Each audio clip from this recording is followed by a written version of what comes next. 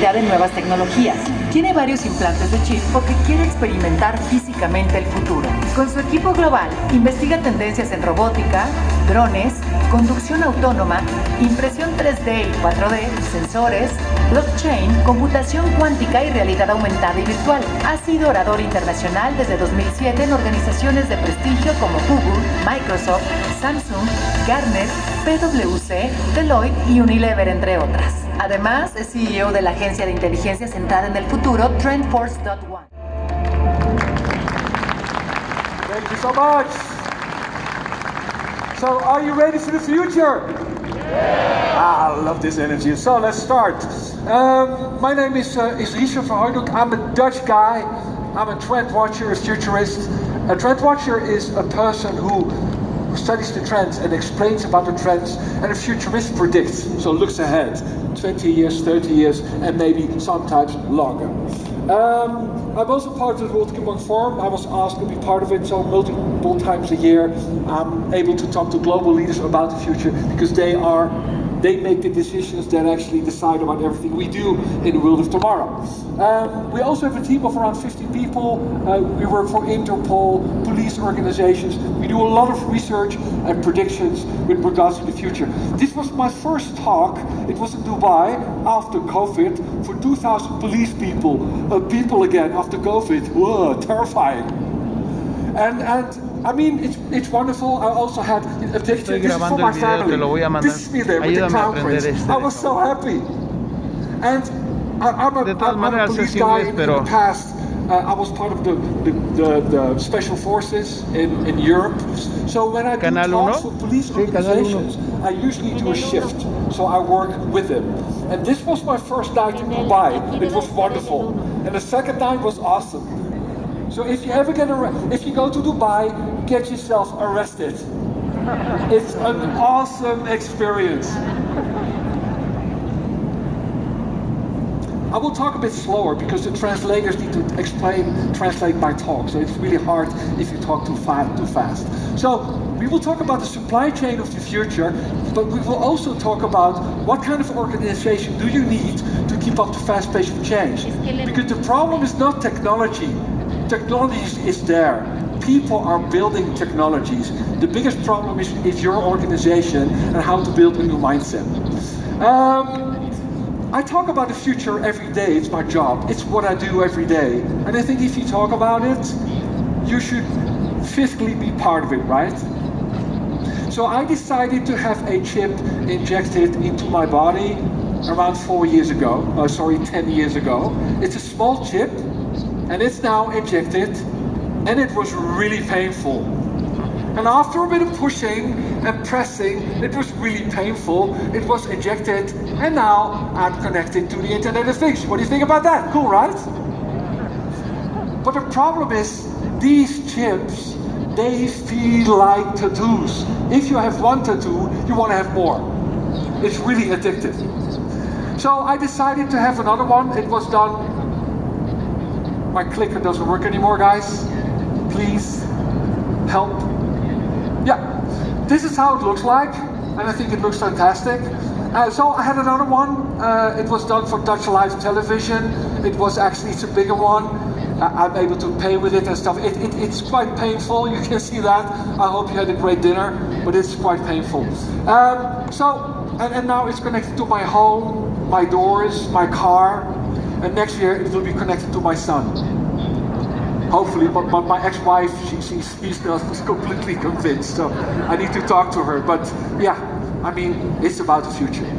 So in the world of tomorrow, all tasks will be repetitive, predictable, will be taken over by machines. So every task that is predictable and repetitive will be taken over by robots or machines.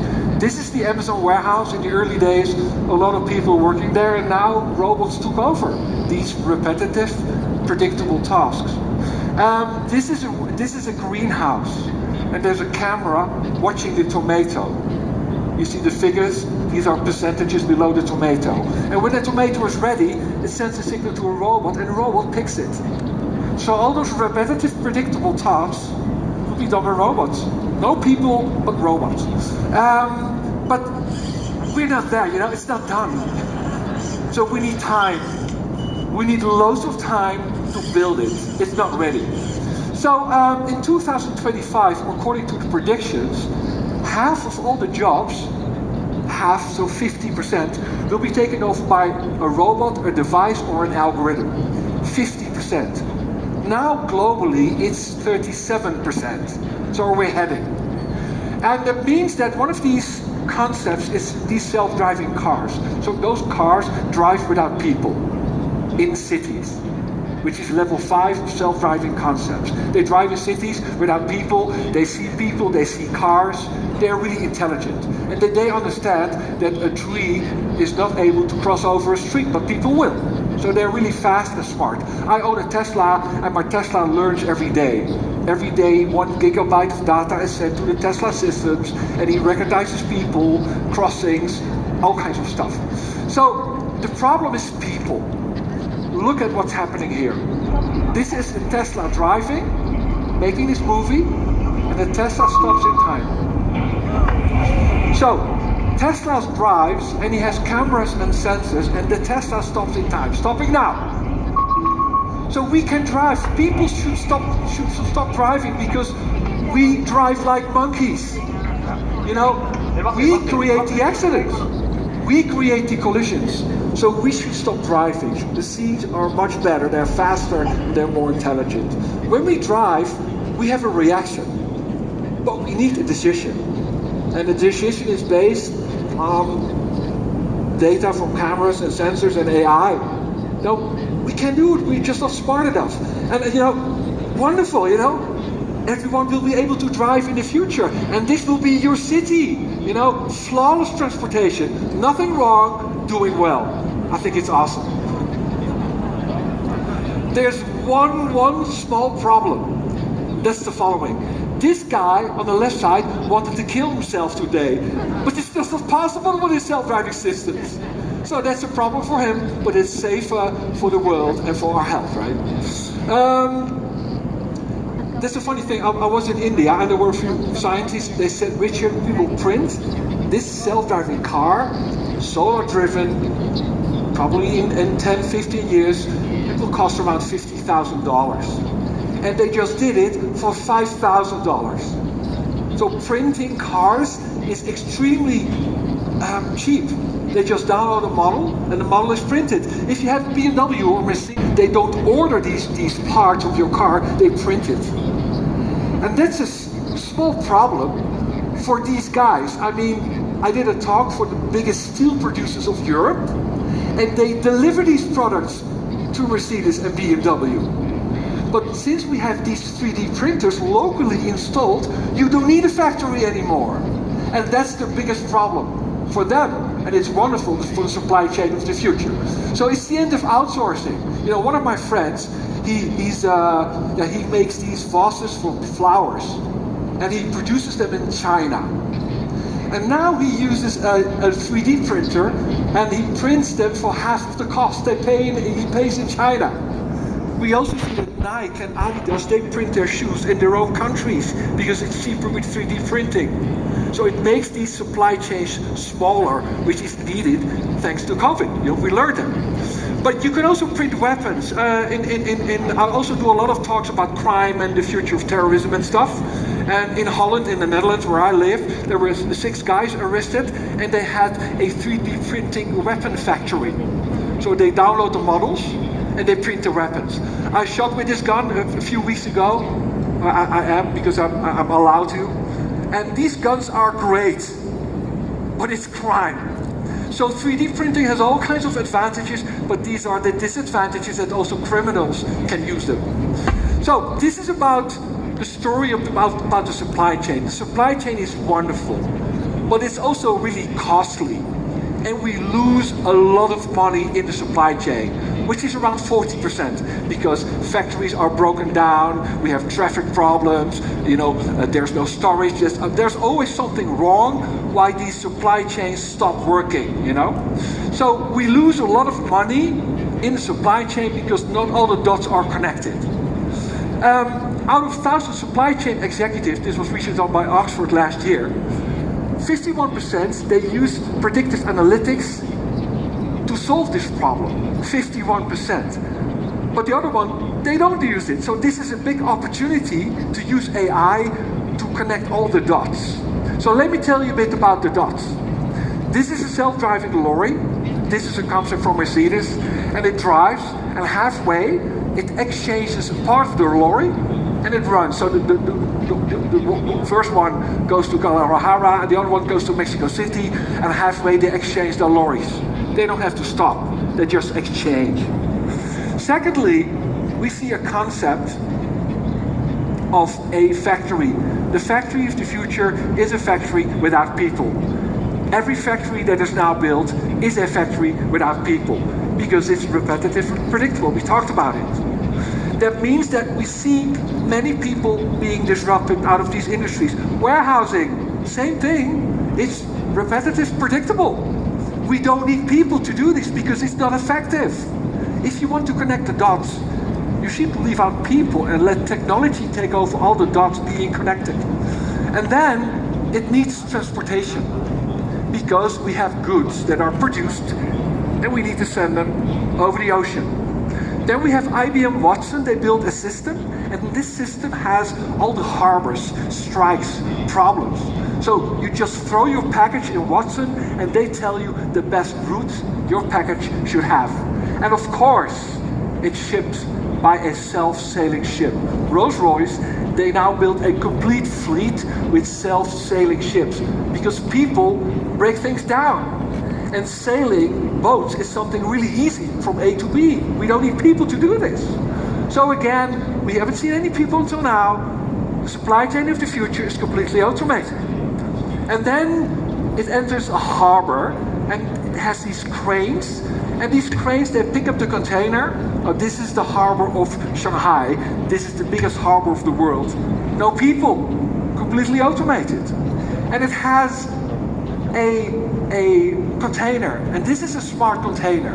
And the container knows exactly what its destination should be. It talks to the tax systems. It talks to security systems. Still, we don't need any people. Technology is there taking this over. And then we have some transportation going on. We need self-driving trucks, bringing your products anywhere. Also under the ground, we have these Hyperloop-like concepts that go below the ground. Again, no people there.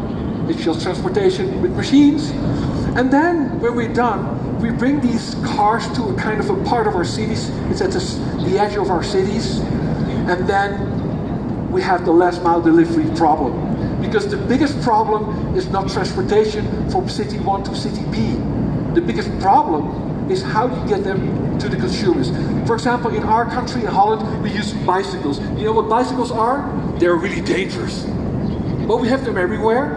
For example, we use bicycles to bring those goods, and we also right now have these small cars, these black store connected self-driving systems. So they drive through you, there's facial recognition, and the balloons come out, or your groceries. And this is the next step. This is what we now have in the Netherlands. This is Picnic.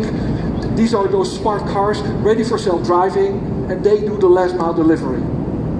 Until now, we haven't seen any people. It's just repetitive, predictable stuff, bringing the stuff to your own location. But then, I love this shoe. This is my shoe. But I don't have to go to a store. Because children, they don't like to go to a store. They do it with VR, with AR. And this is my fit. So I ordered this shoe at Amazon. And Amazon also has a hologram, because I need some advice. So while I'm shopping, holograms will give me advice. This big technology is coming this year. Apple, Google, they will launch holograms, the next step of AR, VR, all in my home, where I am, with my family, with my children. They buy their products without being in a store. Then it's time for ordering. So I order at Amazon, and then they put it in a box. Sorry, let's go back to the slide. They put it in a box. And they will deliver it with a drone. They now install 2,000 landing spots in the US, near every big city. And they want not to deliver it in 6 hours, but they want to deliver it in 15 minutes after ordering. And they use technology. And this is how they disrupt retail. This is how they disrupt supply chain. because they use technology to deliver. They will come to Europe, they will go live in the US, they will go everywhere using these technologies because people want to pay more money when they have it sooner. And when I can have it in 15 minutes, I would love to pay more money. And this is their strategy. So this is about connected logistics. It's all connected, it's technology, it's AI, it's data. And the thing is, I did a talk for one of the biggest harbors of Europe, and I talked about here than the ships we now have. And they lay around 5 kilometers offshore. And then we have those drones. They pick up the goods and bring it to cities. So in the future, we don't need harbors anymore. This shows that new technology brings completely new strategies on the table. Because if you have these drones picking up products, bringing to our local cities and stations, we don't need harbors, we don't need trains, we don't need lorries. And this is why technology is so amazing. It changes everything. It changes all our business models. And there's only one guy steering the harbor, you know? And he doesn't have to steer because he has AI. And I think that's what's happening at the moment. If you have technology, it also brings us new business models, new ways of making money. One example is the example of Rolls-Royce. They built these big engines, and they wanted to be global leader in engines. So they were thinking, how could we be global leaders? By changing it by technology. So they decided to sell the engines by the hour. They connected it to the cloud, and now airlines, they pay for the hour they use the engines. So this is why they can have the cost connected to the income. And this is how they became global leader in engines. And this is the reason why connected machines become platforms. If you connect a self-driving car, it has locations, it has destinations, it has the contents. Is there space? How much space? Where is it driving? It talks to systems. If you connect these things to the cloud, you know where they are.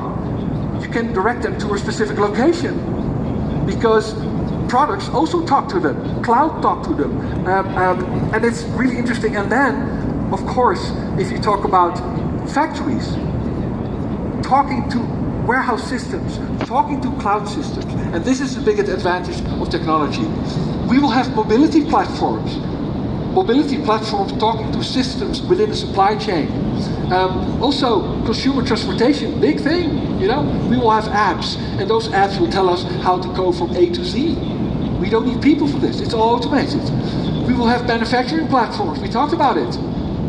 Factories will talk through the cloud to all kinds of systems and transportation systems. This is what's happening right now, and it's going fast. Supply chain platforms, so we talked about it. So the biggest problem is, if you have the data, you'll have the market. If you have the data, if you know what machines are doing, you own the product, you own the business model. Uber Freight, they were launched 3 years ago. They deliver packages. So if you have a package, you just swipe, like you do that with Uber, and they just pick your package. They didn't exist 5-6 years ago. And they're disrupting UPS. And they have data, a lot of data. Then Google, they have so much data. They know how digital works. They know how robotics works. They are a data company. Who will rule the supply chain business? Is it you? Or is it Amazon with their drones? So we need to be careful right from now on, because new competitors are starting to enter the market. And this will lead to a complete system era. I predict we will have a big system era coming up. It's starting in healthcare, you know, automated systems, iWatches, self-driving cars, agriculture, everywhere. I do talks in many industries, and it's starting. Systems are going to change. And then, you guys are guys from companies, you own companies, you guys manage these organizations. Then I think when the world changes, then our strategy must change as quickly as the market changes. Is it right? I think it's wrong, because we need to go faster. The biggest problem right now is, if you see a trend, it takes around 5 to 7 years before the trend is implemented within the organization. Where are we in 7 years from now? And where do you think Amazon and Google are in 5 to 6 years from now? So this is a complete different era. If it takes 5 to 7 years, we might be bankrupt because our business model is not connecting anymore. You know, and that's painful, right? I mean, in any ways, that's painful. I want to tell you a short story about Blockbuster. You know Blockbuster? Big company in the US. They sold DVDs, CDs, big organization. 2,000 stores, 100,000 people working there, really successful. Who still has DVDs? Anyone here? Yeah, I mean, they will become a lot of money worth. It will be better than Bitcoin, so save them, you know? Save them really well. And they said to Netflix, you guys are sissies. They told Netflix 12 years ago, you guys are sissies, you know, you're no-nos. People will never download movies from the internet, it will never happen. It was true. Screens are too small. They were right 12 years ago. They now are 14 million times bigger than 10 years ago. And they're gone. Because they didn't see it coming. They were not able to see the fast pace of change coming. They were too late. And that's what's happening now in supply chain too. Data, cameras. Business models will change. And I think, you know, in this concept, I can imagine that it's hard, it's heavy. At this specific moment in the presentation, people feel a bit stressed. Alt delete. Alright, so my hand's near the wheel and my foot's near the brake. I'm not touching it. Oh damn! Oh!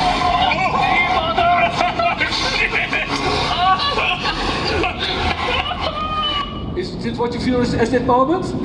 It's stressing. I mean, this is someone sitting in a self-driving car for the first time with Google, and the only thing you do know, that you will not know what's going to happen in the next couple of seconds. And that's terrifying.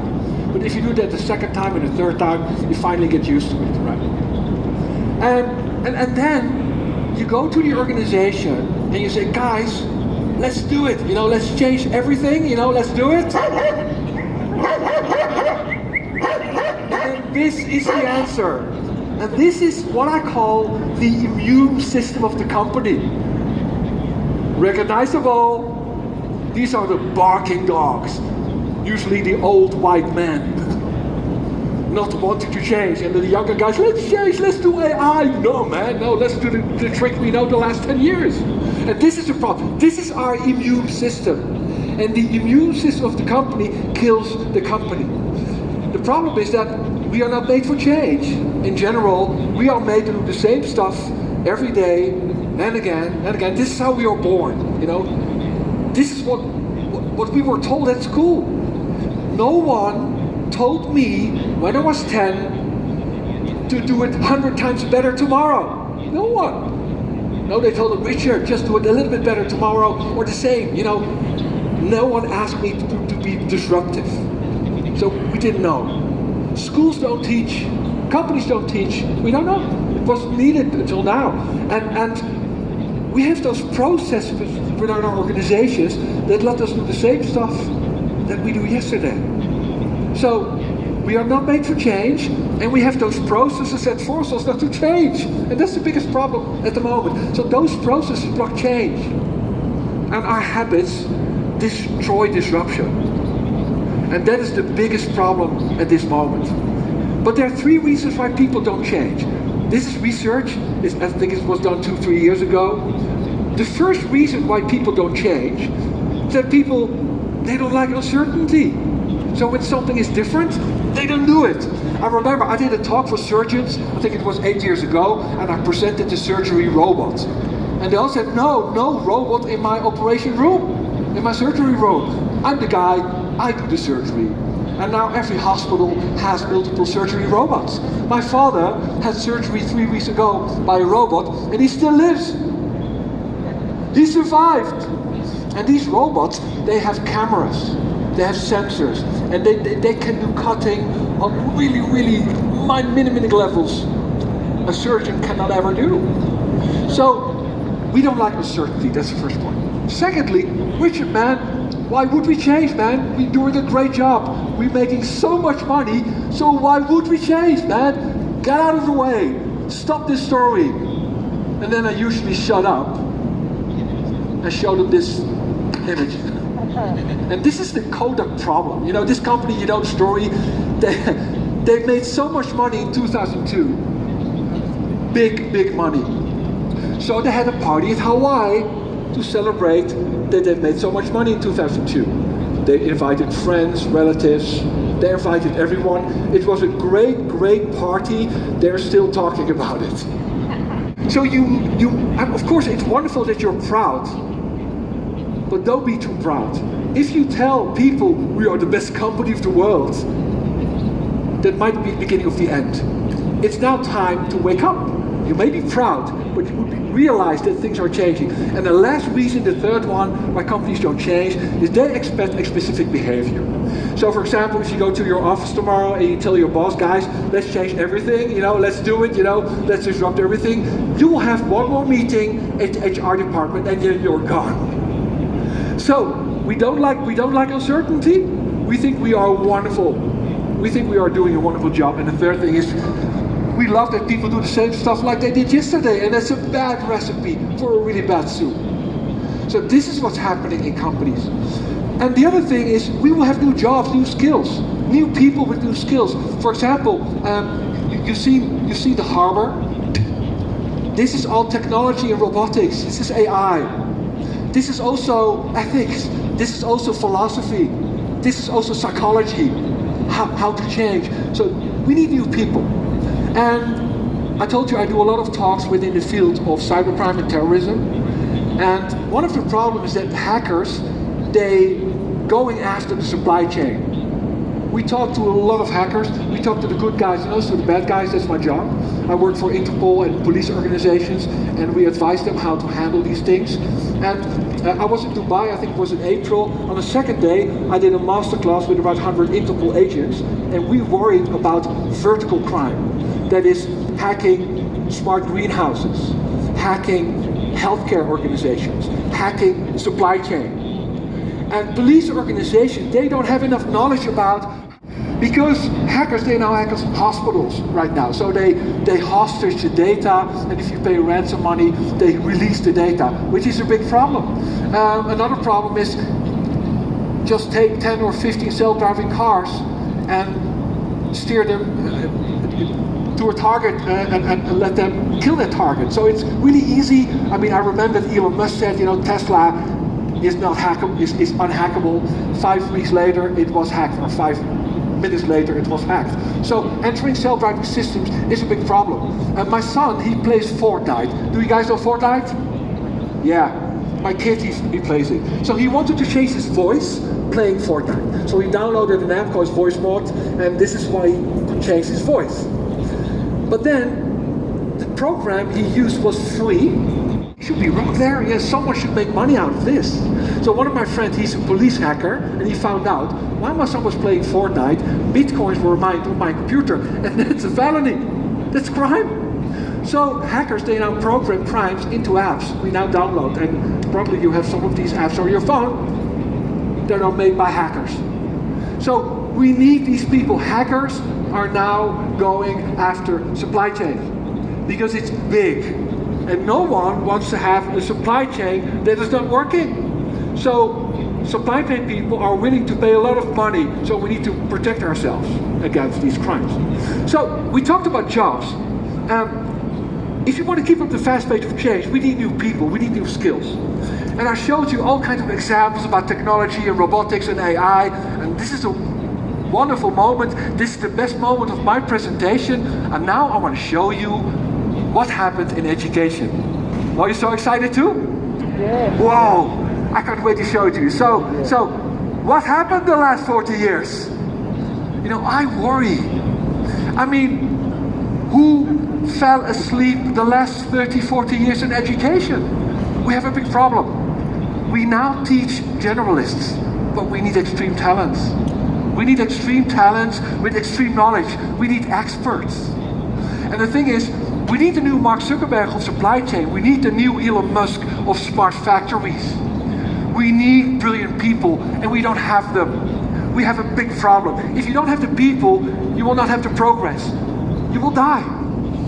So the biggest challenge, also for this conference, maybe for next year's, is how to teach you guys how to change. And I do have an idea, which is the campus, which is the logistics and supply chain campus, which is a kind of a school, because our schools are broken down. I mean, from primary education until universities, it's not going to happen. Our children now learn for jobs that will be gone in 10 years from now. So we need to do something different. And we need to do something different on the level of industries, on the level of logistics. So this is a logistics campus. And there we see the organizations like you. You guys have the money, but you don't have the speed. That's one. And then we have the startups and the grown-ups. They do have speed, but they don't have the money. And this is where we also have the schools, teachers and professors all together in one environment. Those professors and students, they work together with the startups, startup collaborate with organizations, and this is the only ecosystem that will help education, but that will also help companies. You guys can't do it without startups. You guys cannot do it with those teachers and professors.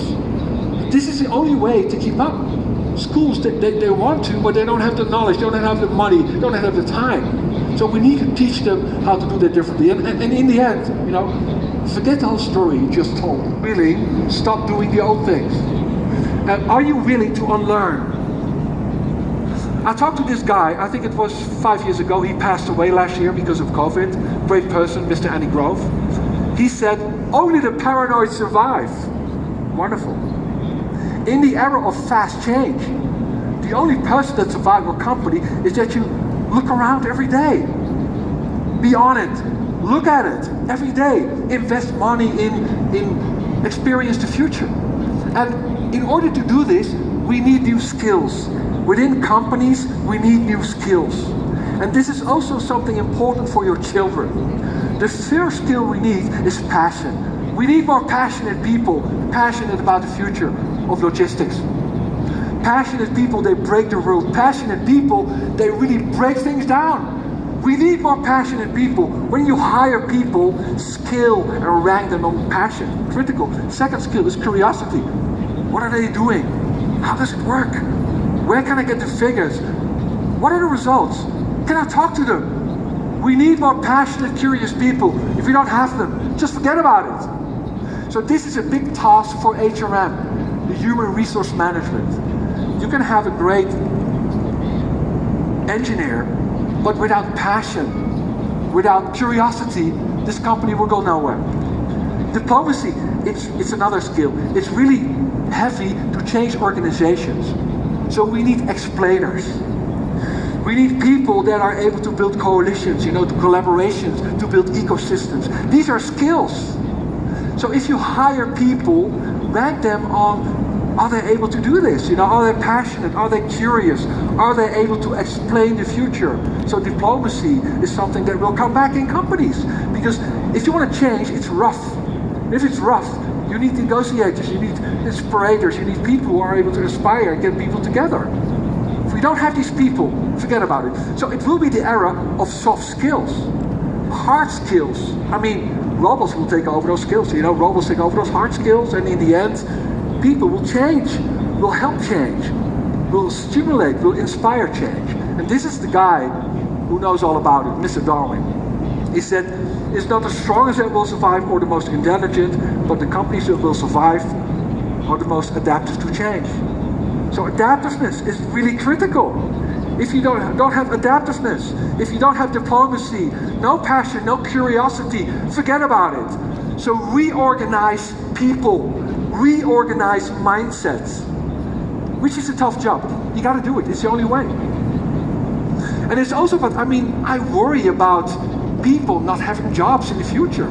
I mean, this is a story about futurism, about people being disrupted everywhere. And what do we do with that guy that works in the harbor? What do we do with the engineer in the factory? And this is why we need people who understand philosophy, psychology, sociology. Because how do we stay happy? Robots will will be able to take over all jobs. But when we do this, will this make us happy? So there might be a time that we say, you know, we will automate, but this is the max. Because we want to stay happy too. So this is not only about technology. this is also about ethics. How do we want to build the world of tomorrow? And what will make us happy? And I think this is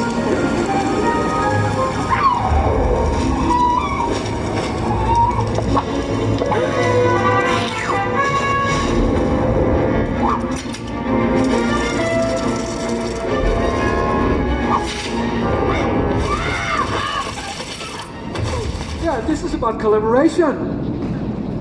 The company of tomorrow, your company of tomorrow, is an ecosystem. You guys will face so many challenges, it's too big. You need to collaborate with other parties in order to fix it. That means you need to collaborate with startups. For example, a startup from Italy. You work with 2 scientists from LA and 2 people from MIT, Massachusetts, one of the best technical universities on the globe, and they help you to solve this problem. For another problem, you collaborate with 2 scientists from Europe because they have the knowledge. The problems and the challenges you guys have might be already solved anywhere on the planet. So the company that builds the best ecosystem will be the winner. I think the success of your company will rely on the ecosystem. So we need an ecosystem designer. This is a role. This is a job. And I want you guys to hire this person as soon as possible. This person finds the right startups, the right companies, and the right individuals who solve the issues. In China, Japan, Russia, everywhere in the world, there are universities, there are students, there are professors, there are startups who already solved the problem. So this is why I think that your success of your company fully relies on the quality of the ecosystem.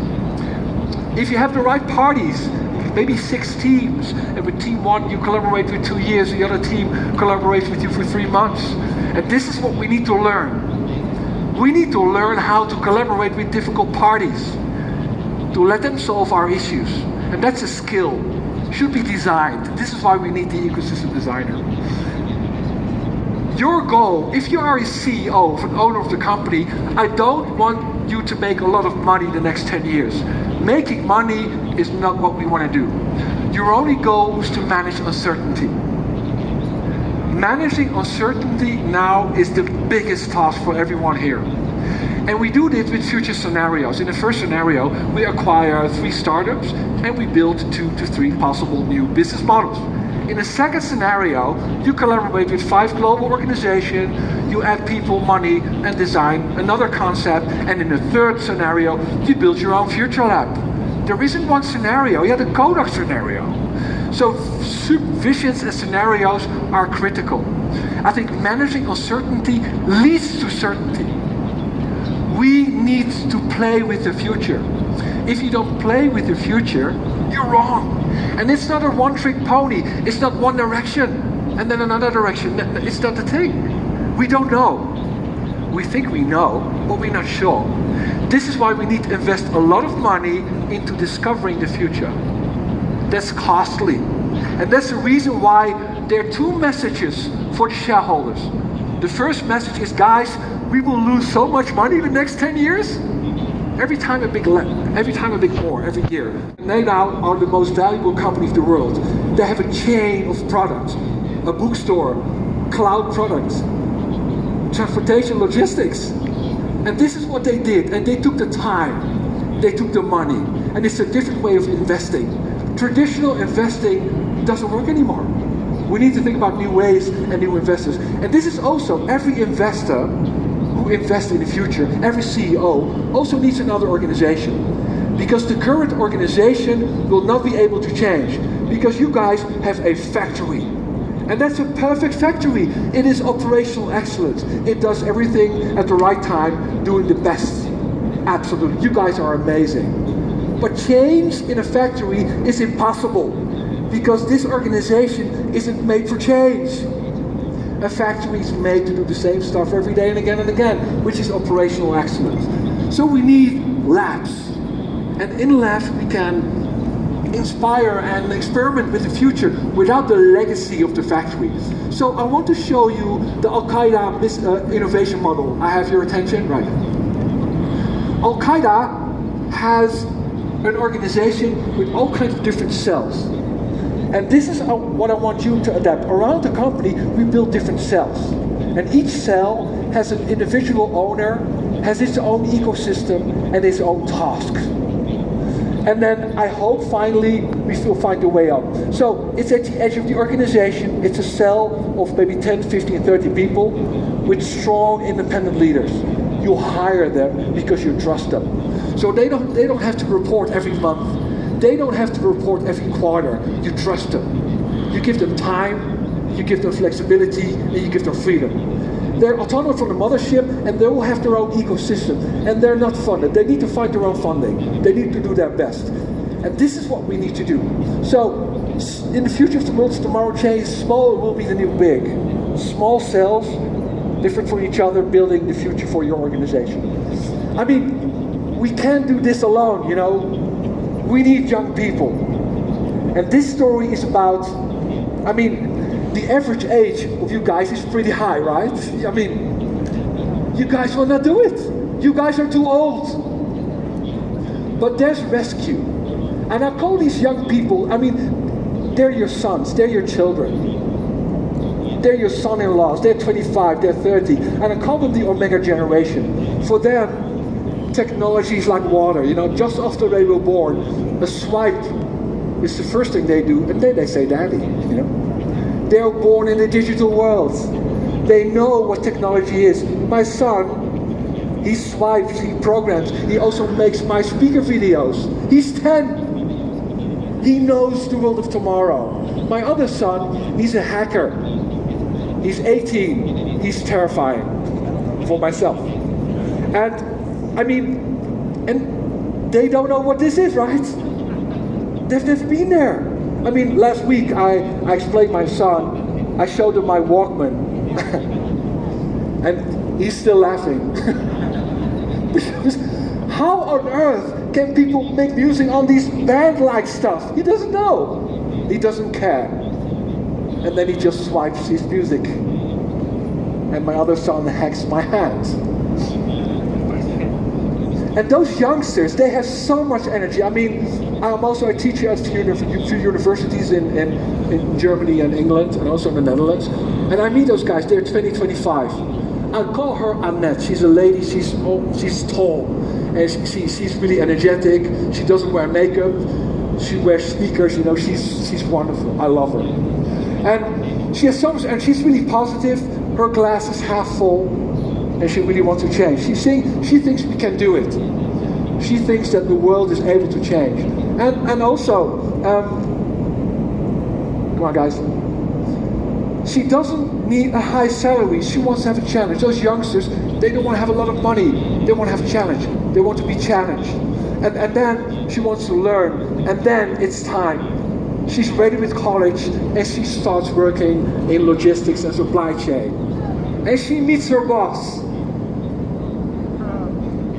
And within 3 months, she's just like him. She talks like the guy, she dresses like the guy, and she even makes the same decision.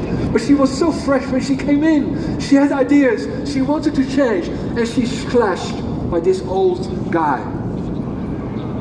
And the thing is, I see so many uninspiring leaders. It's not about you, it's about them.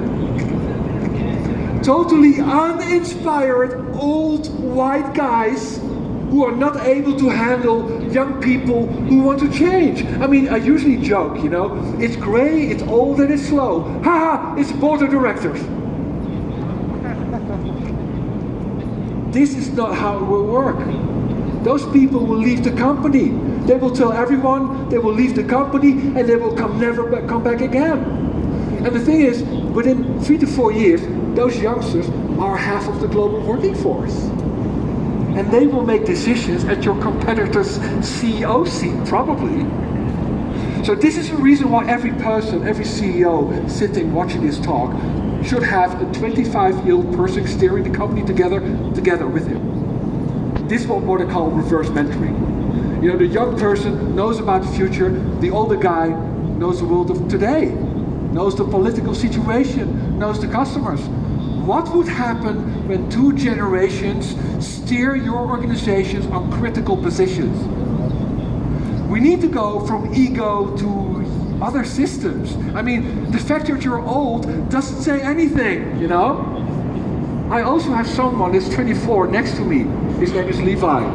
He kicks me in the ass every day because sometimes he is smarter than me. And that means that you need to sing another song as a CEO. Those guys are smart. And the thing is, there's a philosopher from France, and she said, Richard, every day children are born with fresh software, you know? Let them lead us, you know? Let them be our guides. And then that means that we need new leaders. We need a new leader. And the leader of tomorrow is the servant leader. This person catches you when you fall. This person allows you to experiment. This person pays you or gives you privileges if you give new ideas. They challenge you. And the thing is, we need more weirdos. We need more weirdos in companies. Crazy people. You probably hate them and they will hate you. But if you hire the same person as you have, you will have what you got, man. So you need crazy guys.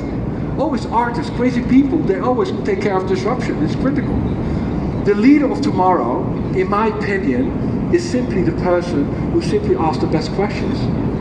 I mean, I'm the leader, but I don't know. Do you know? Do you have questions? Can you help me out? Do you know anyone who can solve this problem? Sorry guys, sorry men, this is about female aspects of leadership.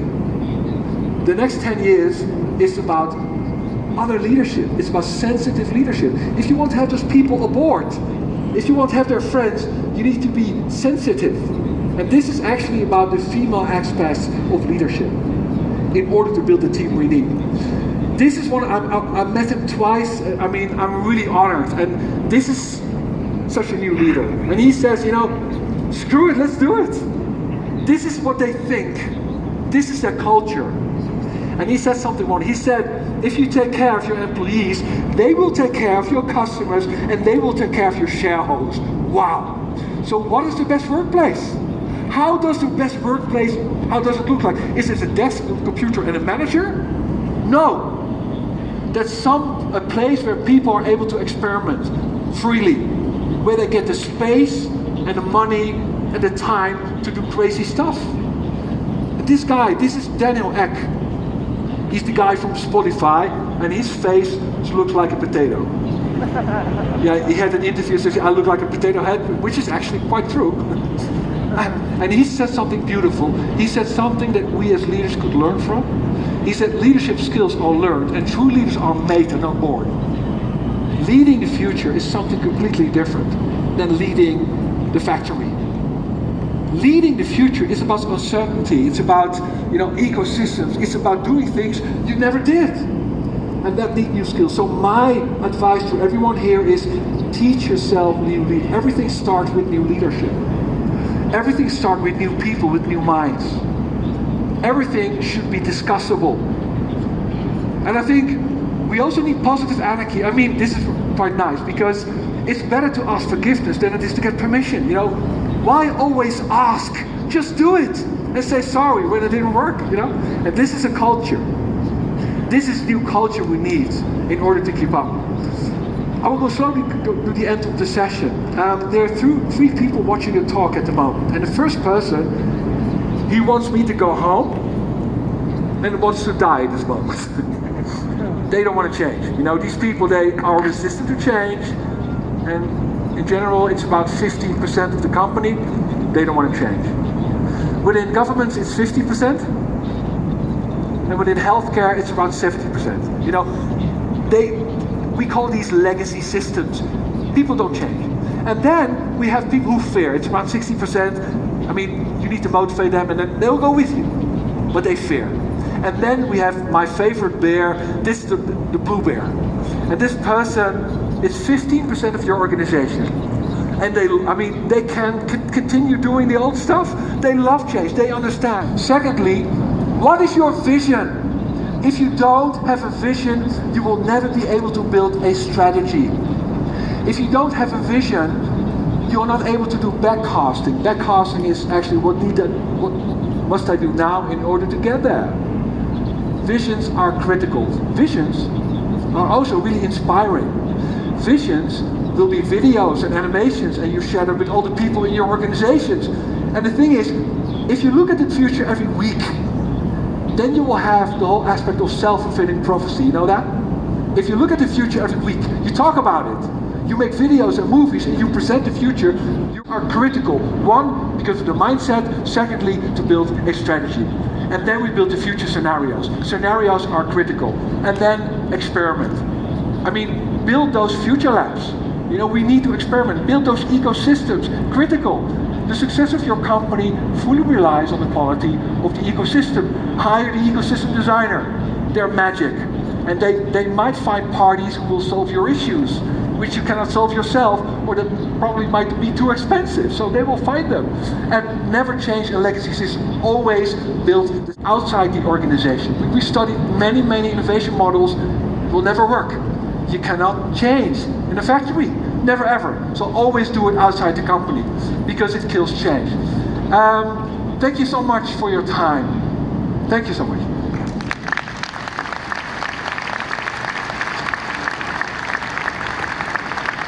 So, are you guys sucked up a little bit?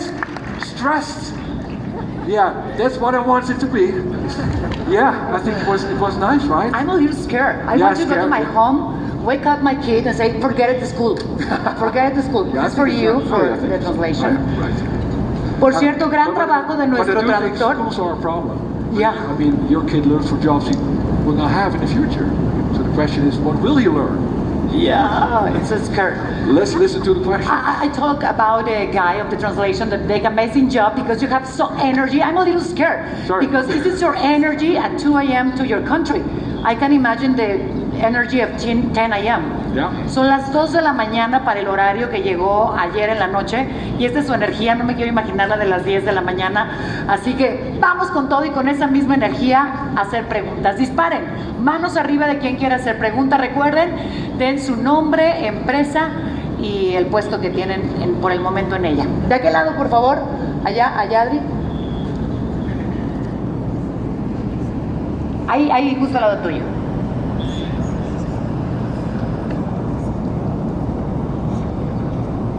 Buenas tardes, habla José Ángel García. Ahorita soy becario en el área de suministro en una empresa farmacéutica y tengo 21 años. Mi pregunta es, ¿cómo es la mejor manera de nosotros, los jóvenes, generación Z, de comunicarnos y dar como nuevas ideas que tenemos de nuestra generación para las otras generaciones? This is wonderful technology.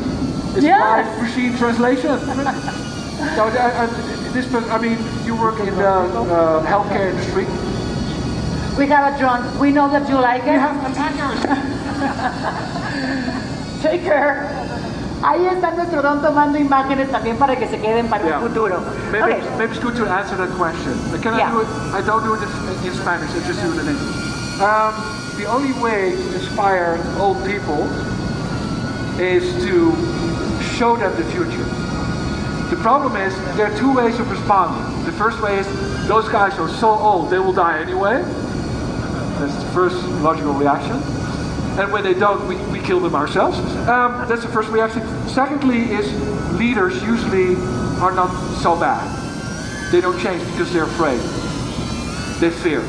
So, by taking the fear away, is inspire them, show them what competitors do.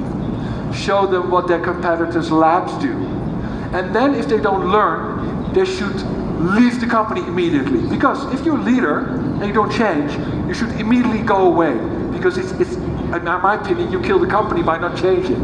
But first, before you kill them, build a strategy of inspiration. Show them examples they can rely on, they can understand. For example, you can organize roundtables with specialists, and maybe other people already did it. It takes time for information and inspiration.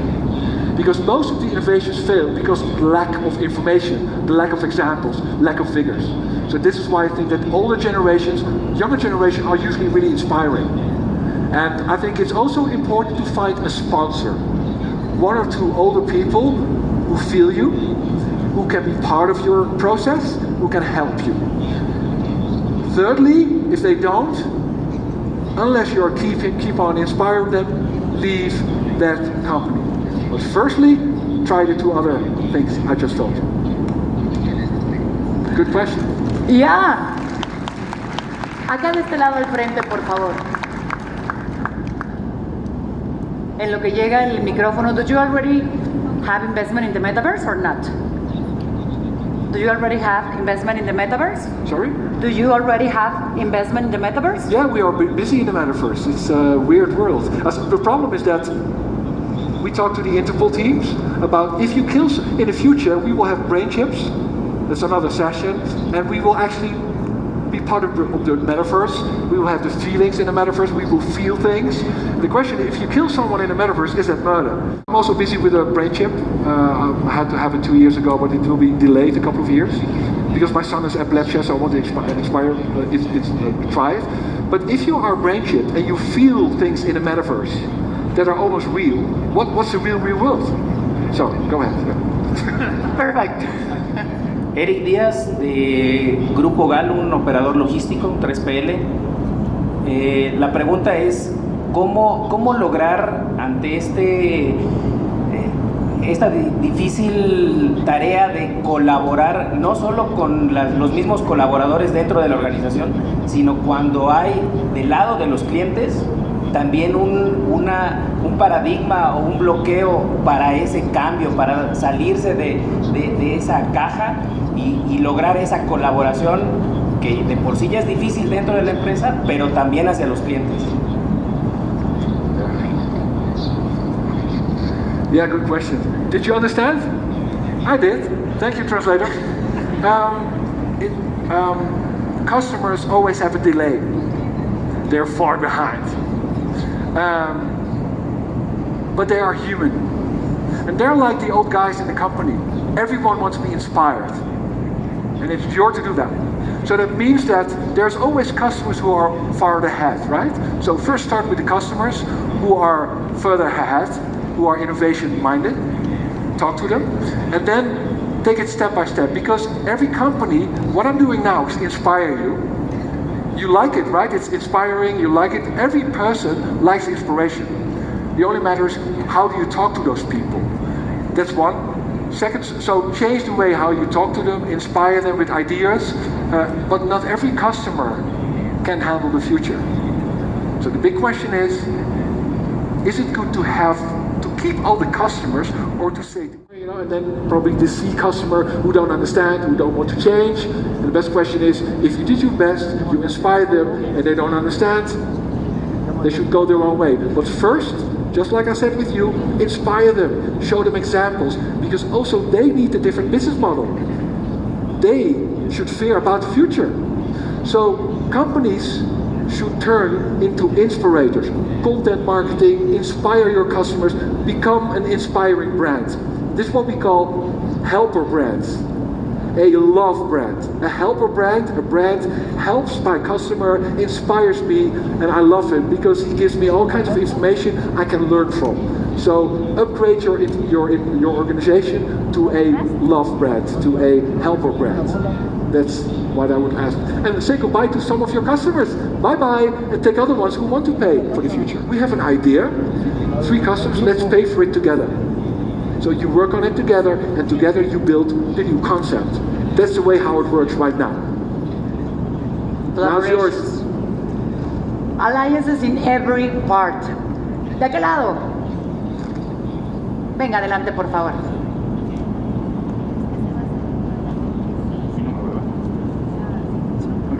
Hi, thank you for the inspirational talk. It was amazing. My name is Ricardo de la Fuente Acosta. I'm from the south of Mexico in Tabasco, and I own a startup. My question is, how can we connect with the organizations? Because, as a startup, it's really hard to raise money. My startup is about a logistics company that combines delivery, and it reaches the places where none of the delivery companies that exist right now are. Like the extended area, even though like really small cities, there is business there. So I'm trying to concentrate there. So can you give us your phone number, because Yes. these are your clients. So we do it live. so- What's your phone number? This guy. Thank you. Yeah, it's a good question. Yeah, so my question is, how can we connect with the organizations? Because as a startup right now, it's like people don't take us, like they don't care about us, and what you said really inspires, so really thank you. And big company, it's really hard to reach big companies because they do not like look up to you. Since I'm the CEO, I'm only 30 years old, so it's really hard to convince them. I'm only 2 years in. Let me answer you. You are not inspiring enough. Okay. You are not doing enough. Okay. The thing is, that's your problem because they probably don't recognize you. So I think you have amazing stories. It's actually the same answer. Storytelling. What can we do with your company? How does it look like? Amazing stories. You're right, they don't want to listen to you. They're busy. And they don't think about change. So you need to tell them about stories. Same thing here. There are many companies who don't want to hear you, but there are companies who do want to hear you. That's one. Secondly, storytelling. Build stories. Use Instagram. Use LinkedIn. Build videos. Hire young professionals who build your influencer marketing. Are just not inspiring enough.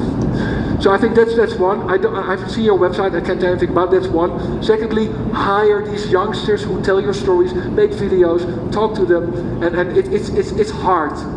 1 out of 40 startups stays alive, the other die, and the people who live, they tell stories, they're sexy, and they also have a good product. I don't know about your product, maybe you should talk to him, build products together, because the only way for you to grow is to make your product better. And companies who use these products, they should be part of your development process. They are? Yeah, actually we started with a car, with my brother's car, and now we own like 20. So we've been growing up, but I still want to reach other places. Another thing is, become a speaker. Go to stages, tell your story. Become really inspiring. And that part is a bit harder, the marketing part. And that's, I think, that I would like to recommend you. And if you give them your phone number, you'll be jam-packed, I think. Sure. I will, and my card too. Thank you for your time. Okay. Y por lo pronto aprovechó muy bien la oportunidad, porque por lo pronto ya sabemos todos aquí que él existe. Venga, ¿alguien más? Manos arriba. De este lado, acá al frente tengo muchísimos, allá también. Bueno, después tengo más aquí adelante. Adelante, por favor. Hi to everybody, my name is Teddy Indix. Thank you so much for this conference. And well, I'm a young entrepreneur. I'm launching my supply chain management startup in this month, actually. So I want to ask, what would be your advice, for example, for young entrepreneurs, like in my case? And in my case, I want to bring all the supply chain management technologies to small companies, for example. How can I achieve that? Because, for example, in the conference, I see many technologies that are for big enterprises, for example. But how can we implement those technologies in small enterprises? Thank you. Yeah, I think it's the same story.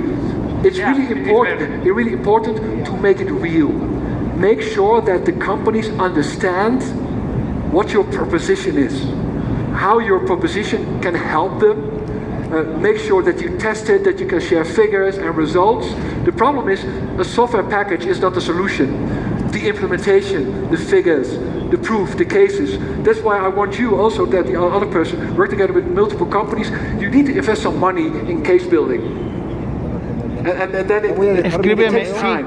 Correo y nombre y te mando. Lo voy a procurar juntar antes de mandártelo, si no, por principio te lo mando suelto y ya que lo ensamble ya te lo vuelvo a mandar. You say 50% and that's 2 million, they will go after you.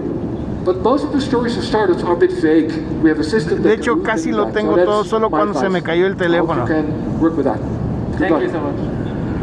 Next year, NASDAQ? Next year? Sin duda. La última pregunta de este lado, por favor. La última. Es que vamos como 2 horas de aquí. Oh, sí, buen camino.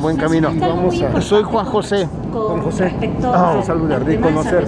Señora, un gusto. Y te mando eso. Sí, considéralo mañana, pasado mañana, en estos días. Te lo mando suelto y luego lo ensamblo y ya procuro mandártelo bien. Qué amable. Gracias por todo. Y gracias por el voto de humildad. Eso fue bueno. Nuevas carreras, ¿no? Estas hoy en día se siguen impartiendo muy tradicional. Hasta luego, maestro. Cuídatenos, maestro, también. Contadores, administradores, pero no ves nuevas carreras.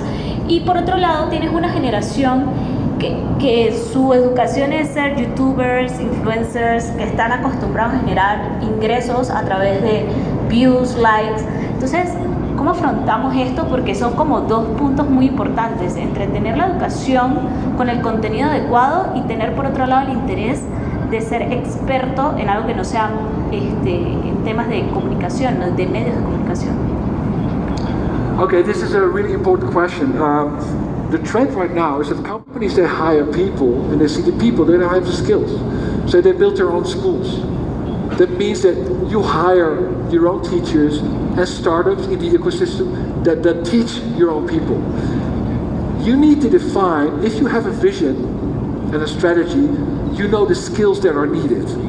Then you can build your own curriculum. That's the knowledge that's been needed. And in my opinion, if I had a company, I want to be in charge of the skills my people learn in order for my companies to grow. So those young people, I mean, hire 5 or 6 of them, put them in a separate department, give them an assignment, and let them play. So first thing, build your own curriculum, your own school, and let those young kids play. But I think skills, take the lead of your own skills, build your own school. Make sure that the people in your company get the right data and the right education. That's the basic foundation. Monday ready? Okay. We don't have time, and I told you, y quiero decirles que justo cuando acabó en ting 0, que aquí tenemos el cronómetro, fue cuando Richard cayó y fue así de, listo, gracias, pum, 0. Más efectivo y concreto no puede ser. Y yo quisiera, creo que yo les recomendé mucho que vinieran a esta conferencia, creo que no los defraudé con toda esa recomendación, y ahora quisiera que se mostrara ese agradecimiento de parte del comité organizador, pero también de todos ustedes al entregarle este reconocimiento a nuestro gran conferencista hablando sobre el futuro. Así que Richard, I hope that you receive this recognition, the applause, and this one that I hope that you can go home with this. Thank you so much. And if not, maybe a drone or something can go to Amsterdam with them. And I love that kiss. Can we take the picture with the kiss and the audience? Yeah. Perfect. I love it. Así You all que, laugh, okay? All laugh. venga, ya saben, como les dije hace rato, la actitud se ve. Así que, venga, 1, 2 y... ¡Perfecto! Muchas gracias. Thank you very much, Richard. Gracias a ustedes por esta energía hasta esa hora. Nuestro honor nuevamente. Saluden, ahora sí, dando vuelta, actitud de todos ustedes. Vamos con muchas ideas, generemos este cambio. Por supuesto, queremos agradecer a PM Steel por ser nuestro patrocinador oficial de este Summit Internacional, a todos nuestros demás sponsors, a los patrocinadores, expositores, que por cierto, vayan a este piso de exposición donde encuentran esos símbolos rojos, ya saben, tienen un ticket especial adicional para que puedan participar mañana en nuestra trivia. Los que se están yendo, no se olviden de entregar sus receptores para que les puedan entregar sus identificaciones oficiales. El día de mañana nos vemos aquí para que podamos seguir experimentando justamente The Logistics World Summit and Expo, el evento que te inspira para transformar la logística del futuro.